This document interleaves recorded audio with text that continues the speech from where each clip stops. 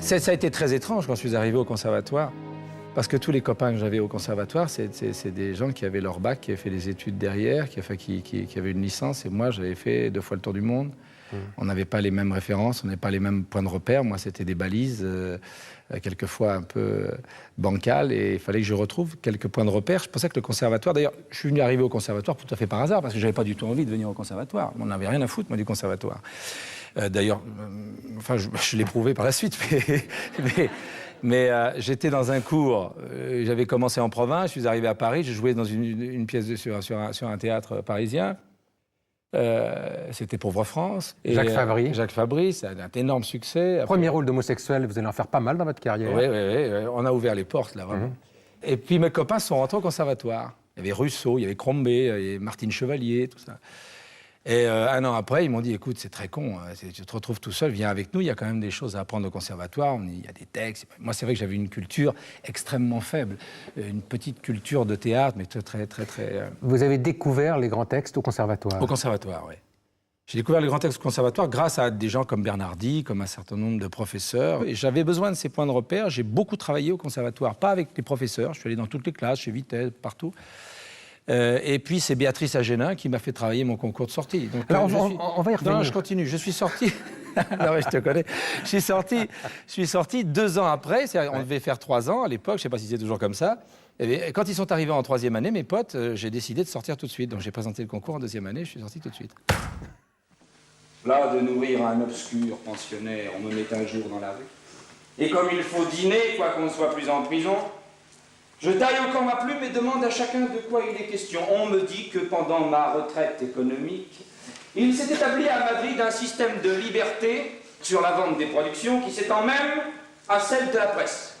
Et que pourvu que je ne parle en mes écrits ni de l'autorité, ni du culte, ni de la politique, ni de la morale, ni des gens en place, ni des corps en crédit, ni de l'opéra, ni des autres spectacles, ni de personnes qui tiennent à quelque chose, je puis tout imprimer, librement, sous l'inspection de 2 ou 3 censeurs. Pour profiter de cette douce liberté, j'annonce un écrit périodique, et croyant n'aller sur les brisées d'aucun autre, je le nomme Journal Inutile. Je regrette de ne pas l'avoir joué plus tard, c'est trop tard maintenant, mais ça, je le regrette vraiment, parce que la profondeur, enfin, le travail qu'il y a à faire sur ce texte, ça, c'est grâce à Béatrice Agénin, mon premier prix de conservatoire. Parce que vous l'avez préparé tout seul, hein, le J'ai préparé tout seul avec elle, de temps en temps.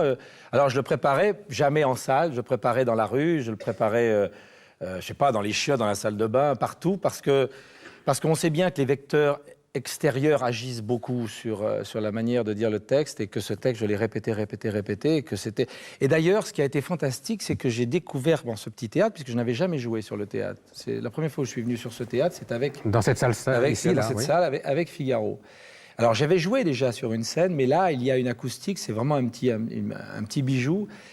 Et mon monologue durait à peu près entre 7 et 8 minutes, normalement. J'ai fait 11 minutes. Un autre rythme, un autre temps.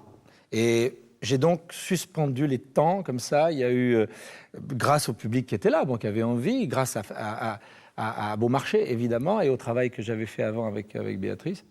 Et ça a été un souvenir. Ça, c'est le très beau souvenir. Parce que ça reste très, très fort, ce travail qui a été fait sur... parce que c'est la révolte, parce que... Moi, je refusais, j'étais plutôt le révolté... déjà grande gueule. Oui, déjà grande gueule. Déjà le chieur, l'emmerdeur définitif, quoi. L'empreinte était là. Et je n'étais pas automatiquement positif et constructif. Peut-être pour moi, mais pas automatiquement pour les autres. Par contre, Mesguige, Deschamps, déjà au conservatoire, c'était des marginaux. Ils avaient déjà un regard différent, et ça m'intéressait beaucoup. Je ne savais pas si ça allait aboutir.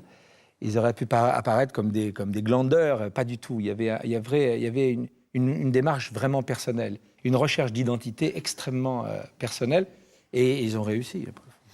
Grande gueule, c'est vrai. Plus que moi, je suis très très classique finalement. Vous en pensez pas un mot. Grande gueule, certainement, je peux d'ailleurs l'attester. Comment ça, on en parlera. qu'on précise. On en parlera.